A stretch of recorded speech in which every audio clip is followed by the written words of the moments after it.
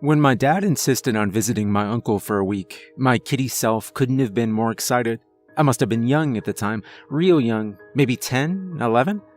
Memories fogged up, and you say it's probably because I'm repressing something real. But this is real, through and through, that, or I really am insane.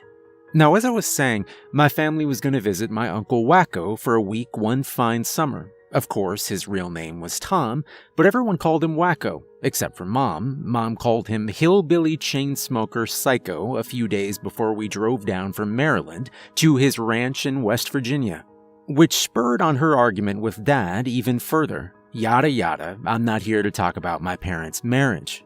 Uncle Wacko was tall and skinny to the bone, with a beard that went down to his stomach. When Dad asked him why he wouldn't shave, Wacko said it's because he wants to look like a wizard.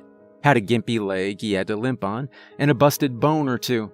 He may have been Dad's brother, but he seemed thrice his age. Anyways, it was about the third day of our little vacation when Wacko told me about Dally. You see, Uncle Wacko's house was surrounded by a shit ton of wheat, which was surrounded by a shit ton of forest, which contained a shit ton of crows and other nefarious birds that Wacko hated. It was real peaceful, quiet countryside when Wacko wasn't busy screaming at vultures. Which is why Wacko built Dally, a scarecrow just as tall and thin as he was. Creepy thing must have been 8 or 9 feet tall. Wacko went overboard. Apparently it was named after a character from some book he loved. "You see old Daly out there?" He stuck a finger out towards the scarecrow, larger than any normal scarecrow should be. A wicked smirk struck across its sack face, coated in shadows by a musky old baseball cap. "He's a feller, I say." I rolled one of my Hot Wheels across the front porch, grinning like an idiot as it drifted under the leg of Wacko's rolling chair as it came down, narrowly avoiding the crushing of a century. "What's Dally like?" I asked. Truthfully, I planned to play with Dally later. We could go on some great adventures with his height. "Aw, he's awfully nasty." Oh, never mind, I thought. "Clever, too. Nasty and clever is a combination, all right. Want to know how he got so tall?" "How?" "Well, you see, long before I settled down here, some old man lived with his kid. Every night the kid would go to sleep in that bedroom."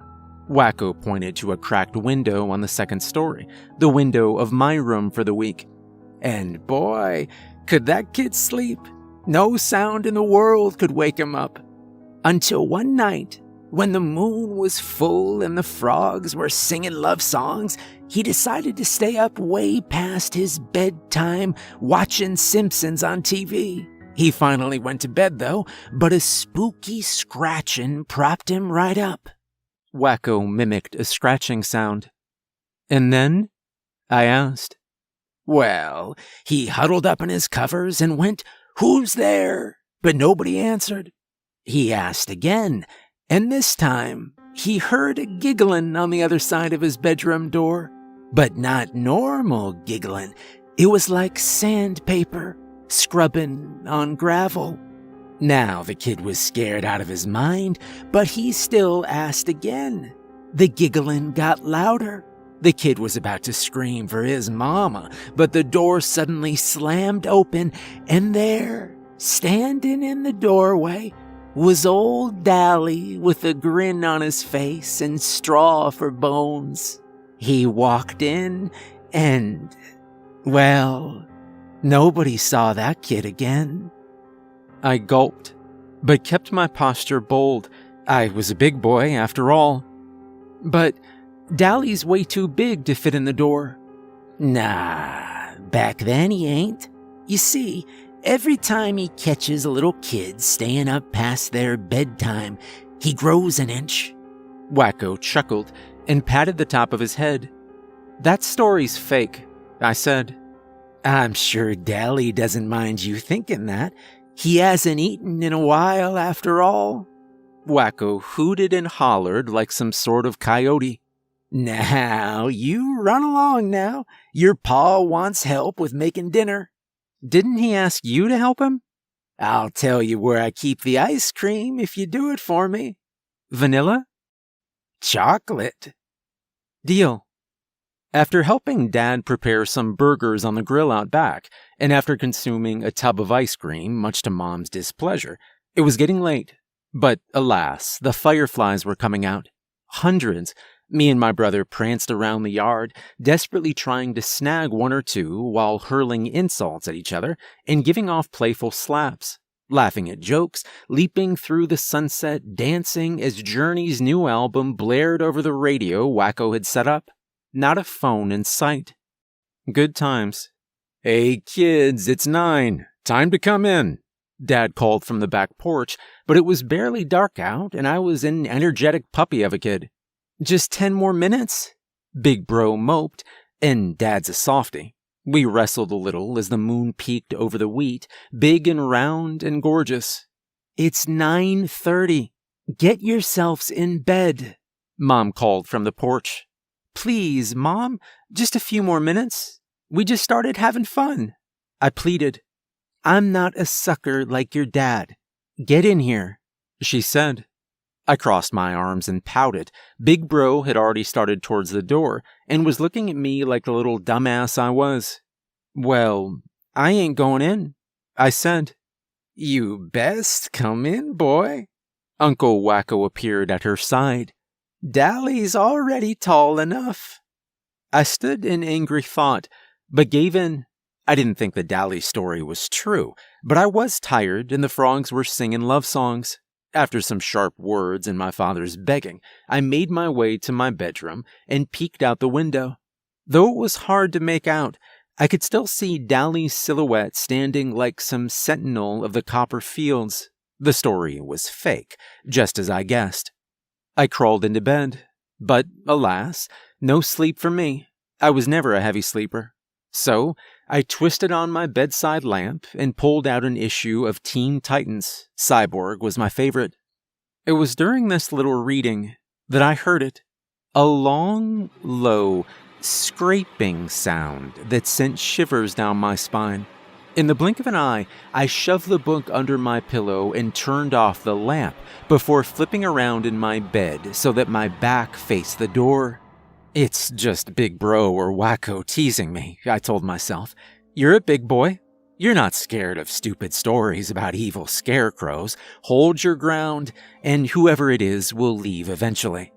I heard more scraping, more scratches, then a pause, then more scraping, then more scratches, then a pause, then more scraping, then nothing. Leave me alone, I groaned.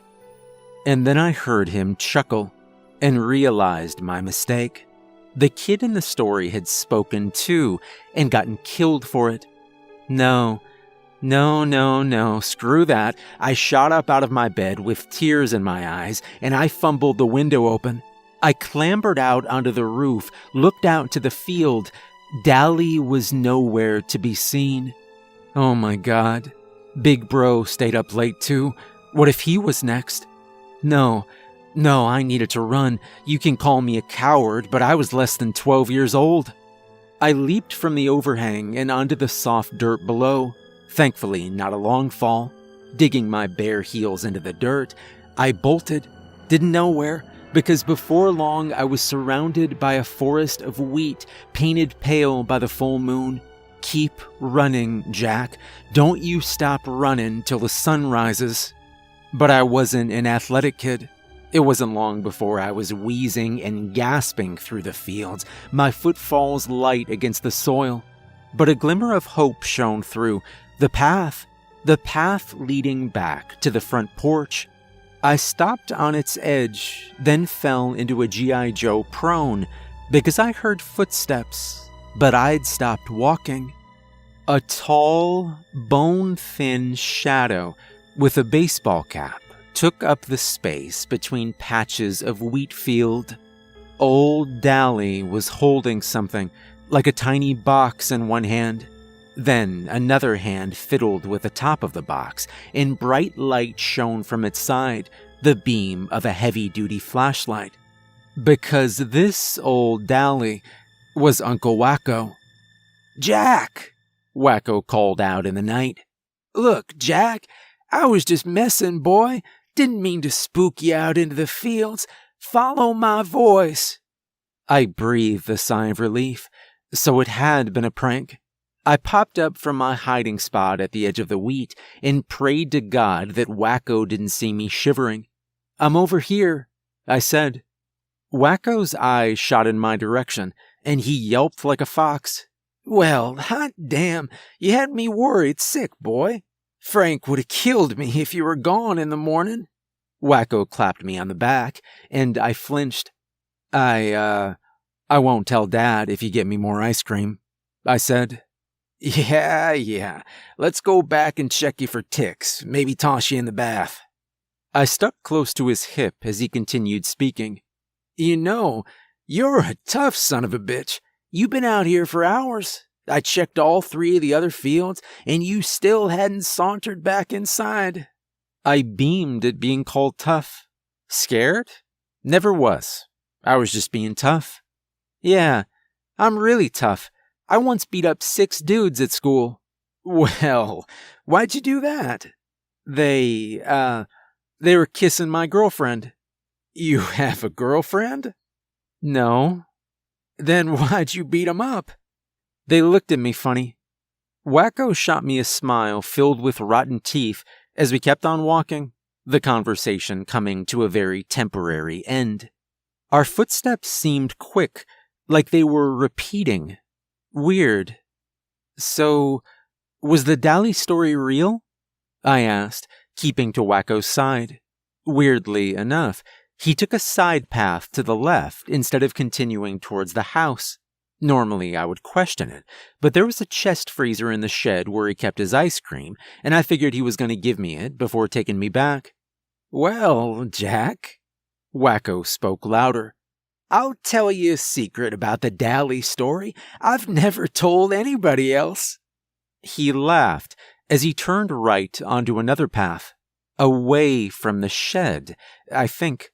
The wheat was too hard to navigate for me. Wacko leaned and whispered, softer than a mouse. "It was meant to be made up, but he's behind us. Don't look, he thinks he's sneaky." He gulped and gripped my forearm and then leaned back out and shifted back to his cherry old self. "Ain't that the darndest thing, huh?" "Yeah," I gulped, going along with the act. Why were we leading it through all these weird off paths instead of just going back inside? "That really is the darndest thing," I continued. Wacko continued to lead me down another path, and for a second I thought he was playing another trick on me, but he was shivering like a leaf. What if Dally really was following us? What if some nightmarish scarecrow really was just waiting for a more wicked opportunity to pounce and stuff me full of straw? We veered right onto another dirty path. The wheat field was a maze of darkness and breeze. The flashlight was a shield against the night. Our breaths came in bursts, like a machine gun rattling off into nothingness. I brought myself even closer to Uncle Wacko's side, as if an old man with a gimp leg and rotten teeth could shield me from old Dally. That Scarecrow, who was probably just a few meters behind us, giggling to himself. Wacko turned onto a path to our right again. We were looping back around to the main way. "Why are we going in a circle?" I whispered. "I don't want him to follow us in." Suddenly, there was a loud pop, like someone going mad on bubblegum, but the bubblegum was Uncle Wacko's hip, and the chewing caused him to fall onto the dirt. Our flashlight, our beacon, tumbled at his side and flipped over backwards so that when I went to help Wacko up, the flashlight's beams weren't big enough to shine over all of him.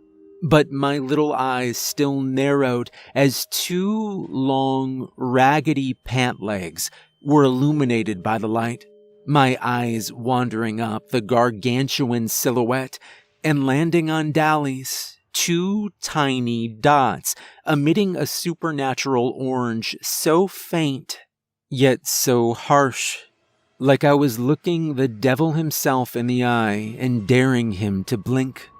I heard a sound like sandpaper being rubbed against gravel over and over again, and then the figure began to walk closer on its stilt-like limbs. I broke into a sweat as this weird feeling broke over my head, like I was many miles away, in a place with people who spoke languages I didn't and felt in ways I couldn't. Like I was a little boy in a big war, like my bones were slightly out of place. It was as if a door had been opened somewhere out in that field, and I'd been shoved inside and fed to the wolves. "Go run along, boy, run along without this old man." Wacko waved down the path, and for a moment I truly considered it, because Dali's steps were long and imposing, and the noise wouldn't stop. But G.I. Joe never left a soldier behind. I hoisted that old coot up, dug my nails into his arm, and a thin-sleeved appendage wormed its way between us and flailed around with the strength of a tree trunk, sending us both flying in opposite sides of the path and into the wheat. Adrenaline had made its home in my mind, and my instincts were screaming at me to just book it. So I did. I sprinted off into the wheat field for as long as I could, but one of my feet caught on something, and I face-planted into the dirt. I flipped over to my back and breathed in. I needed to calm down. All this running would tire me out, and then Dali would outpace me and turn me into crow food. But what about Wacko? Was he all right? What if Dali got him? I needed to save him. And then I heard footsteps. I knew these didn't belong to Wacko. Wacko would be screaming my name and dragging me back home if he'd gotten away yet. The patter of footsteps couldn't be more than a few feet away from me now, so I held my breath as tight as I could, and I became as still as a stone. I listened as the footsteps got further away, and I sat up and tried my best to peek my little head over the wheat. I saw the silhouette of Dali's back, then the silhouette of his hat's brim, and those hellfire eyes staring back at me. I'd made a mistake. Dali was between me and the house, a glimmering fortress of wood and electricity. Giggling away like sandpaper on gravel, his legs swung around and his arms dangled to his side, and Dali began his stride towards me. Long, stretchy steps that shouldn't be possible for a man made of straw. Bolting the hell out of there seemed smart, but I had a smarter plan. I turned backwards and dashed to the left, then the right, then I sprinted left as fast as I could. Dali could outrun me easily, but he's got a head made of straw. So I ducked to the right at the climax of my sprint and lay prone in the wheat. If Dali had seen me move, I was dead. But he strolled right past my crumpled form, one foot made of hay landing just beside my curled fist. He kept on moving. I sighed as quietly as I could, and I glanced upwards. Dali was a few yards away, and I saw him lurch forward into the wheat, giggle, and pull out a raccoon. I could have sworn the next gravelly noise sounded angry.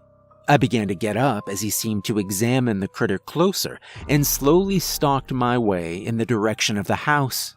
Then his slinky arm whipped the raccoon to the side, and the little creature came running through the wheat towards me, hissed, then ran the opposite direction. I stayed quiet, but Dali must not have been as dumb as I thought, because his head snapped around to look towards the hiss, and, to an extent, me. Shit. In the paleness of early morning, it must have been around 6 by now, I could see his full form. A stitched-up overcoat thrown over straw skin and wooden bones, a smile buttoned onto the sack hood that compromised his head. One of those legs shot forward, and the chase was on again. but I wasn't fast enough. I thought I was getting ahead, and I'd almost reached the driveway, but something as tough as bricks yanked me backwards, like I was dangling off a cliff and a bungee cord just snapped. I felt bristles on the back of my neck as my feet left the ground. I squirmed my head around, only to be face to face with Dally, who'd hoisted me up by the collar of my shirt. I could see, at the foot of the sky, the top of the sun starting to peek through. Then, Dally snapped his gaze to the right, because a cinder block had hit the side of his head. Uncle Wacko stood a few meters away, hat barely poking above the wheat. "Let the boy go." His voice wavered. Dally let out one of those giggles, and then a chase began. I was still being slung around, but Dally had a free hand for when he caught Uncle Wacko, and judging by his speed, he would catch Uncle Wacko. And catch Uncle Wacko he did. He was slung up into the air by the back of the neck, just like I was. We squirmed and wriggled against Dally's straw grip, though it felt more like steel. "Let us go, damn it!" Wacko begged, to no avail. I pounded my fist against Dally's wrist, but it did nothing. I screamed out into the morning. We were doomed. Dally let out one last chuckle as he brought me up eye to fiery eye. And then, far off, the familiar hoot of a morning dove echoed through the air, and the first golden beams of sunlight found the Scarecrow's back, and it stilled. No more chuckling, no more iron grip, just straw and rags. Me and Wacko fell to the earth with a pair of thuds. "Boy," Wacko wheezed, "you better come in when Mama tells you to." Of course, Wacko brought me back to the house, and I got a chance to clean the dirt from under my nails and rub the straw and wheat from my every joint. My heart still pumped like it never had before, even though the danger had long passed. But had it? There were still 3 days left of this vacation. Still 3 more nights of chancing a visit from Dally. Nah, Wacko wouldn't let it happen.